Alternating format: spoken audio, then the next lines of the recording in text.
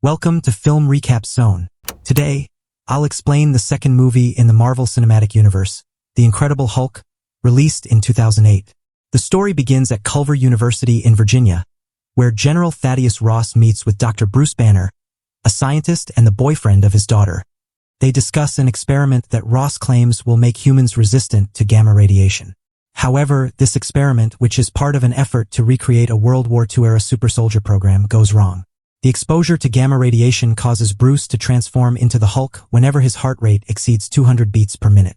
In his Hulk form, Bruce unintentionally destroys the lab and the surrounding area, leading to the deaths of several people and injuries to the General, Betty, and others nearby. Bruce becomes a fugitive, pursued by the U.S. military and Ross, who is eager to weaponize the Hulk. The scene then shifts to 5 years later. Bruce is now living in Brazil, trying to keep a low profile. He wakes up from a nightmare about his past and begins his morning routine, which includes feeding his dog and practicing Portuguese by watching Sesame Street and using a Portuguese-English dictionary to translate. He also spends time mastering relaxation techniques to control his heart rate, preventing himself from getting too angry or overly excited. Bruce works as a laborer at a local factory, handling various tasks like distributing goods and cleaning up, all while avoiding trouble with the local tough guys at the bottling plant. Occasionally, he assists with electrical repairs when needed. One day, while working, Bruce accidentally cuts himself on a metal clip, and a drop of his blood falls through the grated floors onto the conveyor belts below. Panicking, Bruce yells for the belts to be stopped. The confused workers halt the machinery, and Bruce frantically cleans the area where the blood fell, ensuring everything is safe. As the belts resume and workers discuss the strange behavior of the crazy gringo, no one notices a single drop of blood that remains.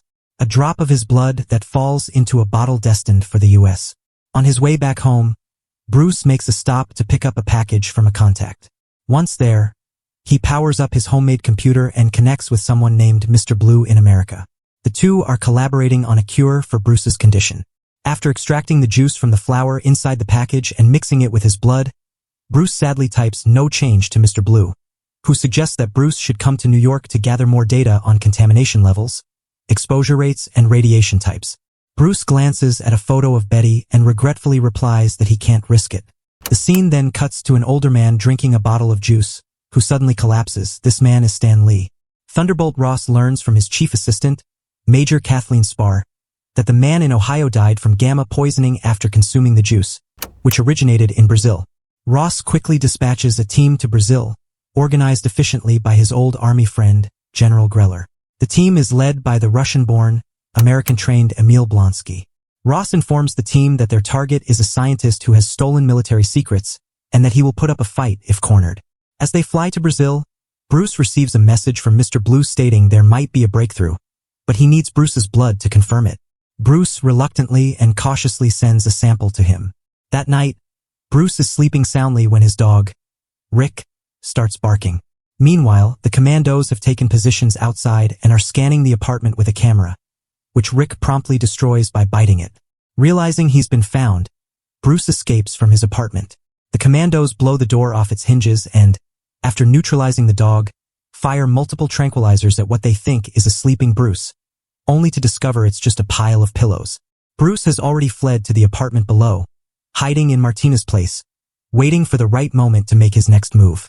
Bruce hits the ground but is immediately spotted by Blonsky, prompting him to make a run for it, sprinting across rooftops and scaling the sides of buildings. In his haste, he crashes into some people who turn out to be the gang from the factory. They join the chase, and Bruce ducks into the factory in an attempt to lose them. Unfortunately, the gang spots a swinging chain, and the troops see the gang following. The gang catches up with Bruce, starting to beat him up, ripping off his backpack and tossing it aside as he pleads with them to stop before his heart rate spikes. The soldiers arrive just as Bruce is cornered, but he becomes enraged and transforms into the Hulk.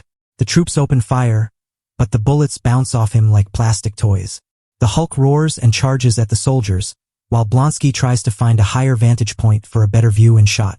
Just as he lines up his shot, the Hulk notices him, and Blonsky suddenly finds himself face to face with the giant. The Hulk picks up a large container and slams it down, sending Blonsky flying. The Hulk then heads for the jungle, pausing only to let out a triumphant roar. Hours later, Ross and Spar are combing through Bruce's apartment and computer when Blonsky enters, demanding an explanation for what he witnessed. Ross simply tells him he did a good job and instructs him to have his men pack up as they're leaving town.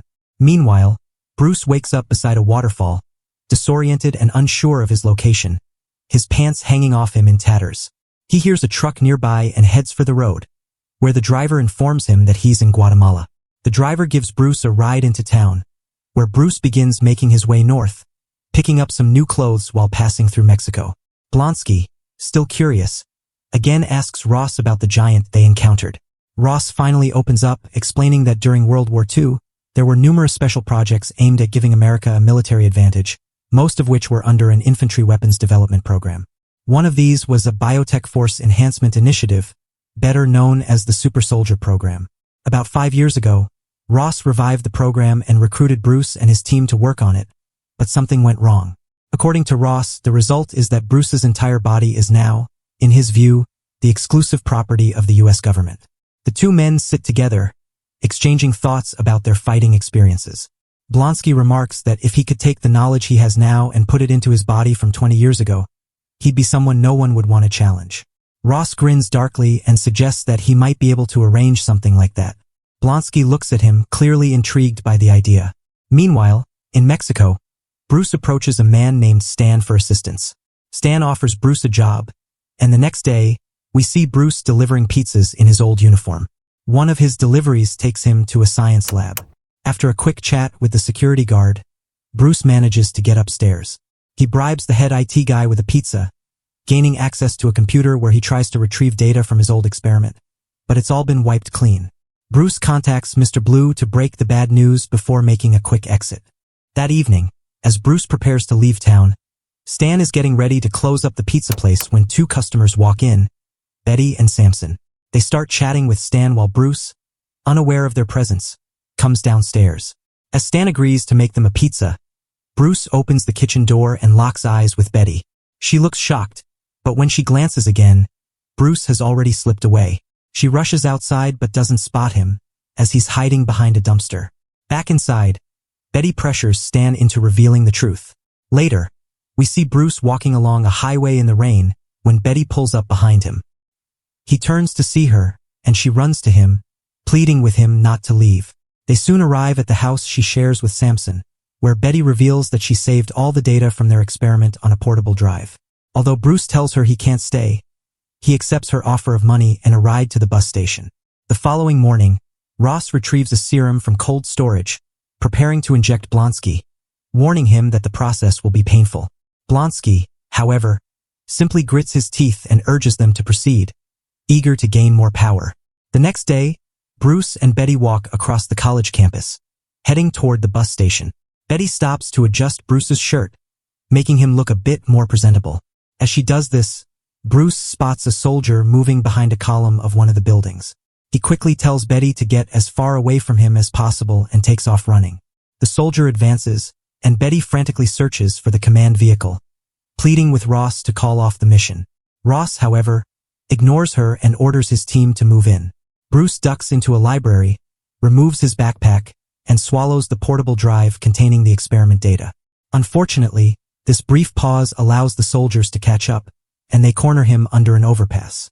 As Blonsky approaches, they fire 2 canisters of knockout gas into the overpass, but Bruce transforms into the Hulk and leaps out.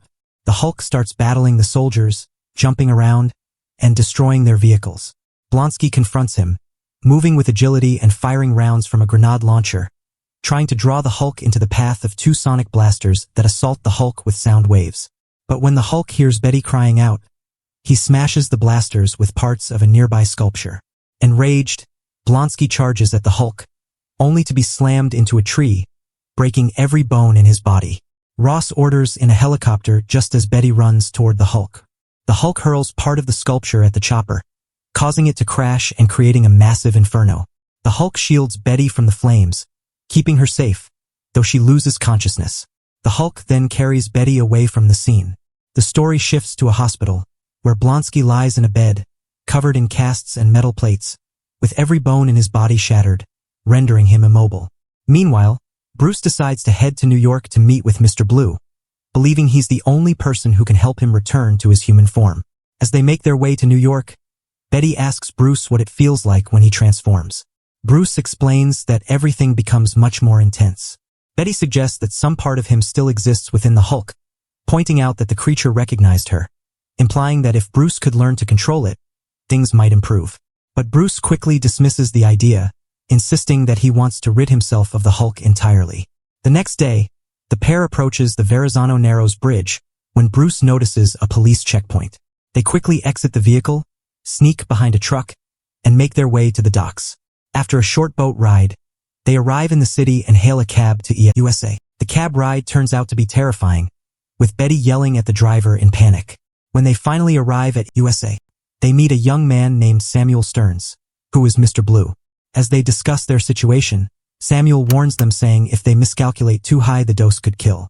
Bruce counters by warning that if the dosage is too low, it could also be hazardous, but Stearns just laughs it off, clearly dismissing the concern. Meanwhile, soldiers are preparing to mobilize at a military base, and in the locker room, Blonsky inspects himself in a mirror. Unnoticed by anyone else, his spine starts to extend slightly, protruding from his body. He boards the helicopter, and when Ross asks how he feels, Blonsky replies that he feels like a monster. Back at the lab, Mr. Blue, whose real name is Samuel Stearns, informs Bruce that he has developed a potential antidote for his condition. After a successful trial, Stearns warns Bruce that the antidote might only counteract each transformation.